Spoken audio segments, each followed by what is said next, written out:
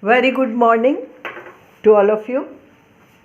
Today I will be taking two more questions, and you know what I targeted. Today I will be taking the questions involving three dimension. That means a solid cone. So today's topic is to find the moment of inertia of a cone. So the first thing which I am going to do is this question. In this question, what is asked? To find the moment of inertia about a slant side. Now what is slant side? That is AL. So first we will find out the moment of inertia about this line AL, and we will show that it is equal to this much. Next, we have to find its moment of inertia about a line passing through its center of gravity and perpendicular to it. That means about GK. I hope the problem is clear. Now let us start. First of all, we will see what is given. The height of the cone is given as h. That means AN is given as h, and next the radius of the base is given as A. So this is the base and the radius is ln, that is equal to A. That means if alpha is the semi-vertical angle, tangent of alpha is given to us as A divided by h. Okay, in the triangle ALN. This is h, this is A, this is alpha. So tan alpha will be A upon h. Now all of you know this thing. Now the mass of what we will be doing, we'll consider a elementary mass portion of this cone. So to consider that, we will take its section. We will divide it. We can take its section will be in the form of solid disc. In the form of disc. So we are considering one such disc which is at a distance x from the vertex, whose width is delta x. So you know the area of this disc, pi r square. So what is r here? R is this radius and it is x tan alpha. So its mass will be pi x square tan square alpha, this is pi r square, into delta x. But we want to find the mass of the whole cone. So we have to integrate it within the limit 0 to h, and finally we have to multiply it by the density. Area into density, that will give you the mass. So this integral you have to work out. This integral you have to work out. Now when you work out this integral, you will get the density as 3m divided by pi a square h. A first result. This is the first result. Okay. Now what next? After finding out the density, we will find out the moment of inertia of this disc. You know the moment of inertia of a disc about an axis passing through its center and perpendicular to it. It is ma square by 2, isn't it? This is the result we have already obtained. So this is the disc and this is the axis which is perpendicular as well as passing through its center. So we will substitute r square by 2. So this is all for m. This is for the radius square divided by 2, ma square by 2. That is the formula I am using here. That is the formula for moment of inertia of a disc about an axis passing through its center and perpendicular to it. So when you work out this simple integral, you will get it is coming as 3 by 10 ma square, because density is like this. Now this is our capital A. This is the moment of inertia of this cone about x-axis, this axis. Is that clear? Now what next? We will find out the moment of inertia about y-axis. That means about this line AE. Why we are doing this? Because we want the value of A, B and F. Then only we will find out its moment of inertia about a line which is inclined at an angle alpha from the horizon. So we will be using that formula which we used on the last term. Okay. So let us find out B. That is the moment of inertia about AE. Now again, for mass we have the same terms. But here the result of moment of inertia will be different. What is the difference? I am going to use the formula moment of inertia of a disk about its radius, about this line. This is the radius and the formula is ma square by 4, not ma square by 2. Okay. So here it will be ma square by 4. Now this will give you the moment of inertia about this axis. But now I am going to use the theorem of parallel axis, because we want to find the moment of inertia about this axis. So moment of inertia about this line plus mass into this distance is square. Is that clear? So it will be for mass these terms x square tan square alpha upon 4 plus the distance is square is this x. This is the axis, parallel axis. So we are using the theorem of parallel axis here, as well as the result of the moment of inertia of a solid disk about its radius, which is ma square by 4. So when you work out this, you will get the value of B. Value of B is coming as 3 by 20 m a square plus 4h square. And the next thing we will calculate is F. Now what is F? It is summation mxy. So here you can observe that the center of gravity is here. Its x bar and y bar coordinates are taken. So because it is on the x-axis, so its y bar coordinate is 0. So summation mxy will be 0. So that will give you the result F is equal to 0. I think the logic is clear to you why F becomes 0. It is summation mxy. So xy we take the coordinates of center of gravity. So here the coordinate of center of gravity is 3h by 4 and 0. So y coordinate is 0. So that is why the F will be 0. Now once you know the value of A, B and F, you can apply the formula moment of inertia about a inclined line.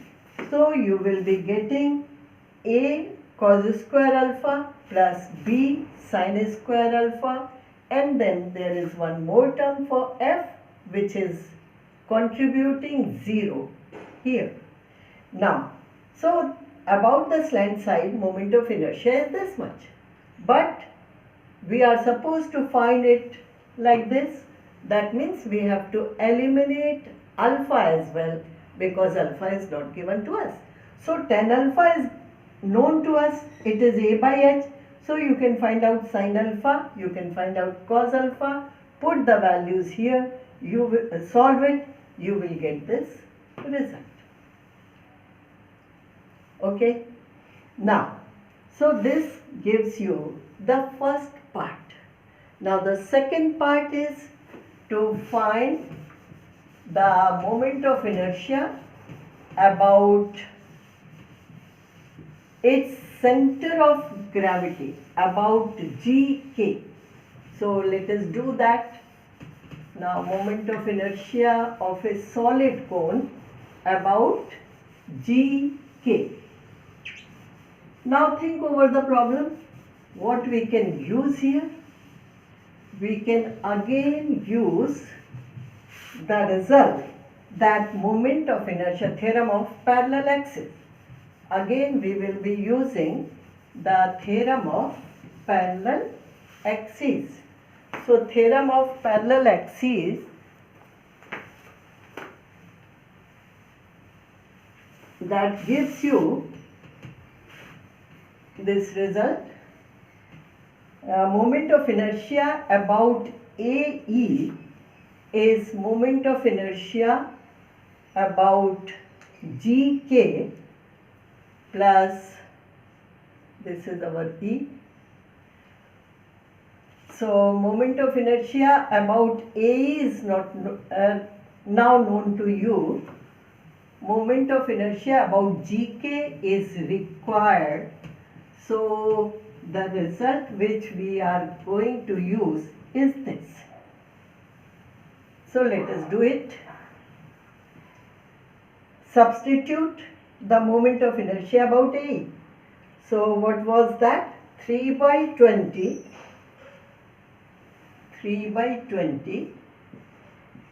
m A square plus 4h square. This is the value of moment of inertia about A. Now, this is the moment of inertia about GK, which is our target, plus mass into AG square. Now, what is AG? 3h by 4 whole square. So this is what you have to do now. So what you will do? Take the term, this term on this side, and then work out. So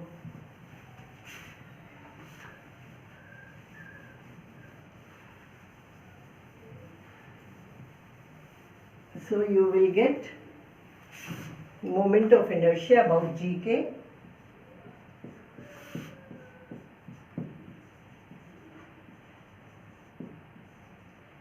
it will be 3 by 20 m A square plus 4h square minus 9 upon 16 m h square.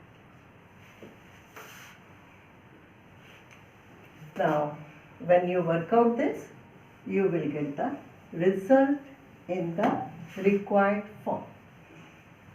Okay, so that finishes this question.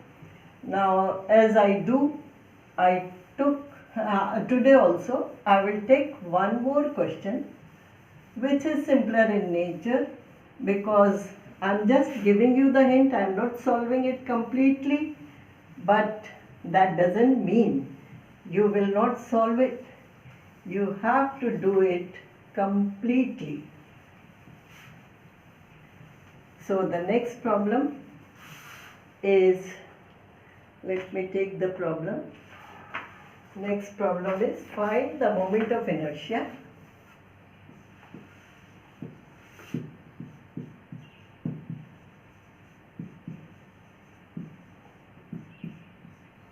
of a truncated cone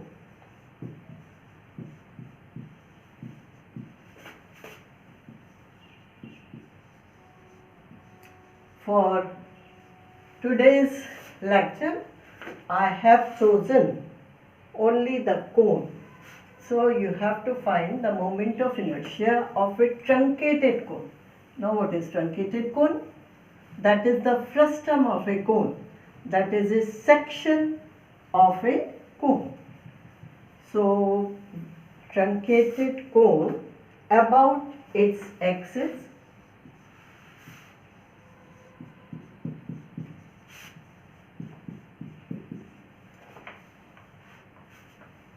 the radii of its ends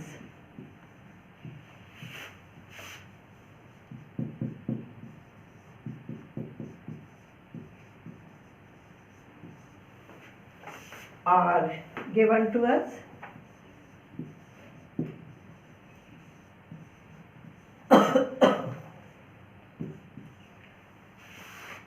So first of all, draw the figure and try to understand the question. To understand a question, what is needed? First of all, see what is given in the question, and next find out what you have to find in the question. So here what is given? You have a cone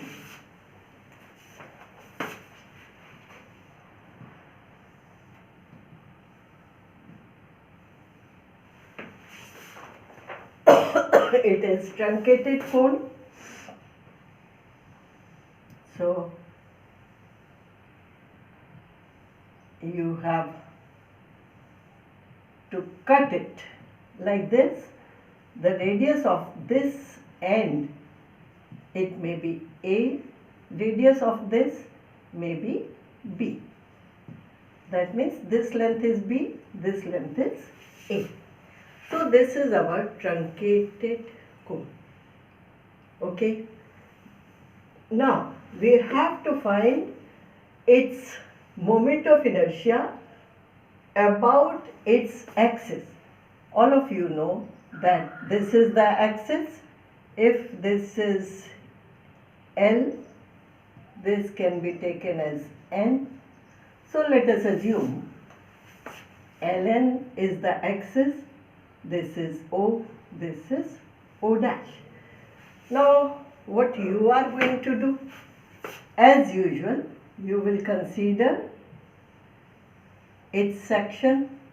It will be in the form of a solid disk at a distance x from the vertex of radius x 10 alpha.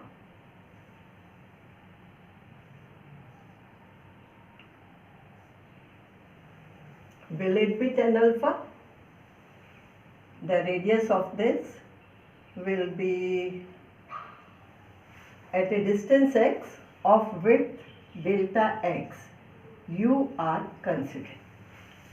Now if here the radius is of course x10 alpha, but this distance you can observe it is A cot alpha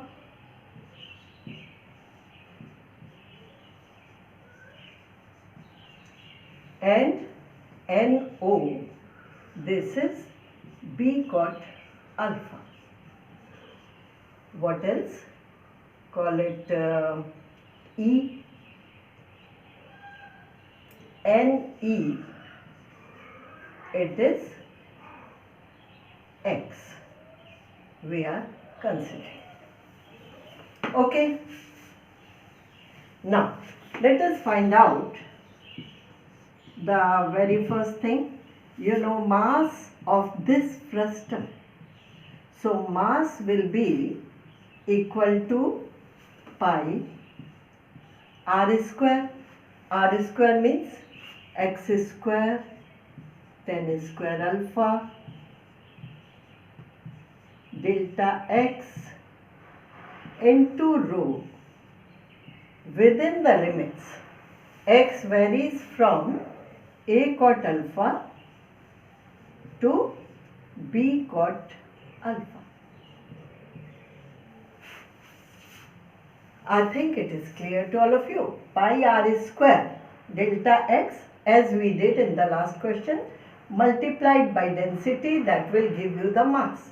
But we need the mass of this portion only, that is frustum, in between the two radii. So the limit varies from a cot alpha to b cot alpha, this.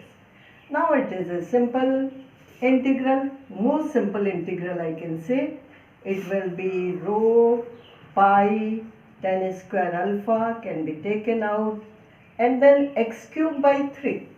So x cube by 3 within the limits a cot alpha to b cot alpha.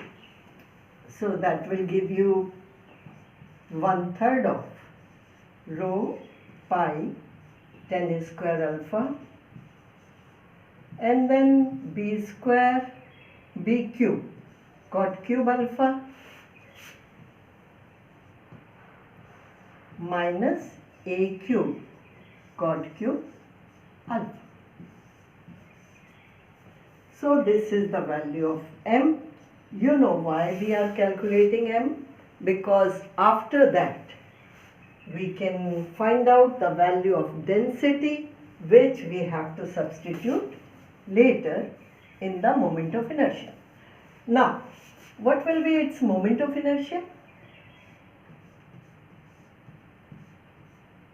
No other formula, very simple. Moment of inertia of this disk you will calculate about an axis passing through its center and perpendicular to it. That means the formula ma square by 2, where a is the radius. So here the radius is this x tan alpha. So for mass you have rho pi x square tan square alpha delta x. This is for mass, and then a square by 2. So x square tan square alpha divided by 2. That's all. Within the limits, the same limits, a cot alpha to b cot alpha. Again a very simple result, very simple integration. You will be getting x to the power 4 here, and then it will give you x5 divided by 5. Put the values as we did and work out this problem. You will get the result. I am giving you directly the result. You will get the result of this question. The required moment of inertia will come out as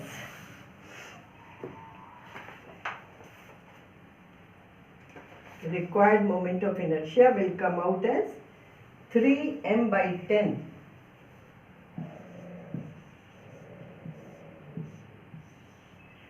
a5 minus b5 divided by a cube minus b cube. So this is the moment of inertia of a frustum of a cone or truncated cone. This is not the whole cone, it is cutted, truncated cone. So you have cut it like this, of radius A and of radius B, and the material which is inside, its moment of inertia is needed about this axis. So what you did, first of all find the total mass, and then find the moment of inertia of this solid disk about this axis, and then integrate it within the limits. Now that's all for today. Now this is the moment of inertia involving some cones. Now next time we will be taking few more questions. So that's all for today. Thank you.